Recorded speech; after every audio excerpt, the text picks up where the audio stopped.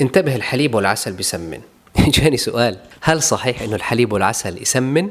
خدوها قاعدة: ما في أكل بشكل مفرط في الحياة بسمن أو بضعف، هو يعتمد أنت قديش عم تاخد من هذا الشيء، قديش عم تاكل طول اليوم. أعطيكم مثال بس عشان تفهموها: واحد طول اليوم ما أكل وراح أكل حليب وعسل بس، هل راح يسمن؟ لا، راح يضعف. طيب واحد عم ياكل طول اليوم واكل بيتزا وباستا واكل برجر واكل رز واكل بطاطا واخذ حليب وعسل، هل الحليب والعسل هم اللي راح يسمنوه ولا كل الاكل اللي اكله هذا هو اللي راح يسمنه؟ فهي ما في شيء بالمفرد وبالمطلق زي ما هو ممكن يسمنك او ممكن ما يسمنك شو ما كان، حتى لو شيء عالي كثير بالكالوريز. يعني مثلا بيحكوا لك مثلا زبده الفول السوداني فيها كالوريز كثير عاليه، صح؟ نعم، لكن لوحدها اذا اخذت لي معلقه اتوقع فيها حسب نوعها طبعا وحسب حجم المعلقه بس بمعدل 120 130 كالوري مثلا. طب هل هذا راح يسمني؟ والله اذا ما اكل طول اليوم ونازل اكل اكل اكل اكل واخذت ال 120 كالوري كمان فوقهم راح اسمن. ولكن اذا باكل على قدي خلال اليوم وقد ما بيحتاج جسمي وماخذ هذه كمان 120 ولا 130 من فول السوداني ما راح اسمن ببساطه. فما في، شيلوا من راسكم انه في اكل بسمن واكل بضعف، ما في. هو انت شو عم تعطي جسمك خلال اليوم، قديش جسمك عم يحرق خلال اليوم. واذا بدكم نساعدكم في سوبر هيومن في برنامج غذائي وتمريني يوصلوك لاهدافك،